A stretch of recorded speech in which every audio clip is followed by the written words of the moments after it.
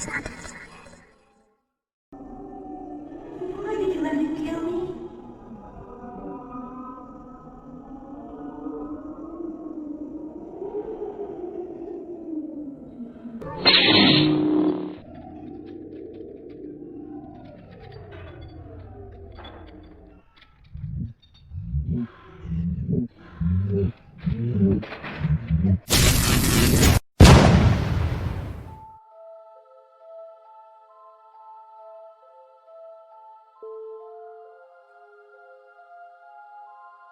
रिया की माँ ने लता नाम की एक काम वाली बाई को रखा।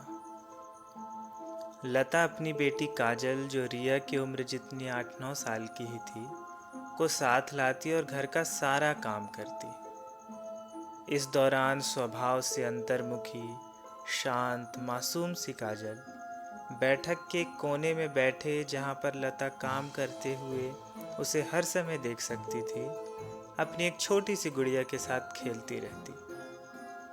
एक दिन काजल को अकेले खेलते देख रिया की माँ ने कहा, काजल तुम अकेले क्यों खेल रही हो? रिया है ना, जाओ ऊपर वाले कमरे में रिया के साथ खेलना और हर रोज़ उसी के साथ ही खेला करना। वह भी अकेली मारिया के साथ खेलती रहती है, उसे एक दोस्त और मिल जाएगा। इस पर हल्की सी मुस्कान ली हुई काजल ने अपनी माँ लता की तरफ देखा। माँ ने अपने पलकों को झपकाया और उसे इजाज़त मिल गई। काजल ऊपर रिया के कमरे की दहलीज पर जाकर खड़ी थी। आईने के सामने बैठ खुद को निहारती रिया की नज़र काजल पर पड़ी।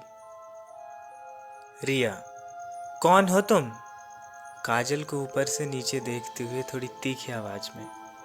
काजल, मैं काजल, आंटी जी ने आपके साथ खेलने भेजा है। तेज आवाज़ से सहमकर काजल ने जवाब दिया। रिया, अच्छा, भौहें ऊपर की ओर तानते हुए, ठीक है, आओ मेरे साथ खेलो। ये ममा भी ना, किसे भेज दिया? खुद में बुदबुदाती है। काजल, तुम्हारी गुड़िया तो बेहद खूबसूरत है। गुड़िया की तरफ हाथ बढ़ाकर उसे छूने की चाह के साथ कहती है। रिया, ए, अपने गंदे हाथ दूर रखो, मेरी गुड़िया को छूने की कोशिश भी मत करना। रिया चिल्लाती हुई कहती है। काजल, ठीक है, सॉरी, सहमी हुई मुस्कुराहट के साथ। रिया, और जहाँ तक मेरी मारिया की खूबसूरती का सवाल है, तो वो तो तुमसे लाख गुनी खूबसूरत है ही, पर मुझसे कम। ईर्ष्या और कुटिलता भरी मुस्कान के साथ। काजल, बेशक, समझदारी दिखाती मुस्कान के साथ। रिया, वैसे बताओ मैं कैसी लग रही हूँ? अपनी सुंदरता पर गुरूर करते हुए आईने में देखकर काजल से पूछती है। काजल, तुम तो सुंदर हो ही रिया, इस पिंक फ्रॉक में तुम और भी अच्छी लग रही हो। रिया, सच? खुशी में शर्माती झूमती हुई। की मैंने तुमसे दोस्ती, अब तुम्हारा काम है कि हर दिन तुम इसी तरह मेरी तारीफ करोगी। काजल को कहती है। काजल, ठीक है रिया।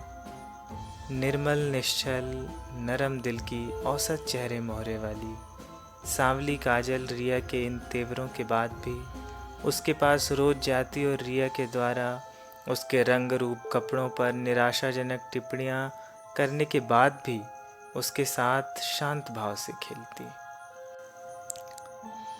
एक दिन रिया ने वेस्टर्न पश्चिमी फैशन का हुलिया बना रखा था, जो ठीक प्रकार से मेकअप ना होने व बालों को ना संवारने के कारण बहुत हास्यास्पद लग रहा था।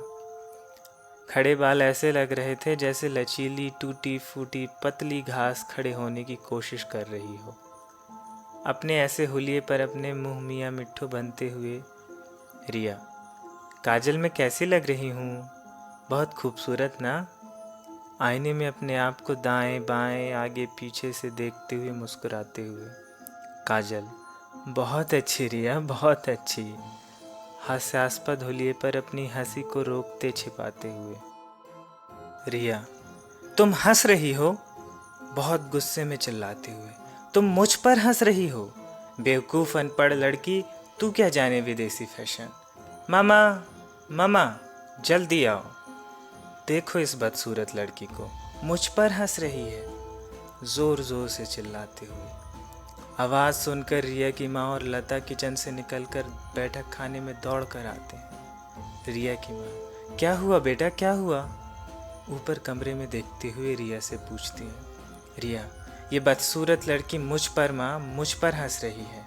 रिया के कमरे और सीढ़ियों के बीच का फासला बहुत कम था। रिया गुस्से में थी और काजल को फटकारते हुए कमरे से बाहर ले आई। सहमी डरी हुई काजल का चेहरा रिया की तरफ था और वह उल्टे पांव सीढ़ियों की तरफ अनजान बढ़ रही थी। बेटा संभल कर, पीछे सीढ़ियां हैं, लता ने चिल्लाकर काजल को कहा। इसके पहले कि काजल संभल पाती, गुस्से में चूर सीढ़ियों की नज़दीकी से अनजान रिया ने काजल को बेवकूफ़ लड़की बोलते हुए धक्का दे दिया। माँ! सीढ़ियों से नीचे गिरती काजल चिल्लाती है। काजल! यह देख नीचे खड़ी लता और रिया की माँ ने जोर से अपने हाथों को आगे करते हुए चिल्लाया और सीढ़ियों की तरफ दौड़ी, पर अब तक बहुत देर हो चुकी थी। इससे पहले कि वे कुछ कर पाती, काजल का शरीर सीढ़ियों पर से लुढ़कता हुआ फर्श पर आ गिरा। सिर पर गहरी चोट आ जाने के कारण उस मासूम की मौत हो चुकी थी। लता फूट फूट कर रो रही थी। इस पर भी ढीठ रिया शर्मिंदा न थी, बल्कि गुस्सैल नज़रों से काजल को घूरे जा रही थी।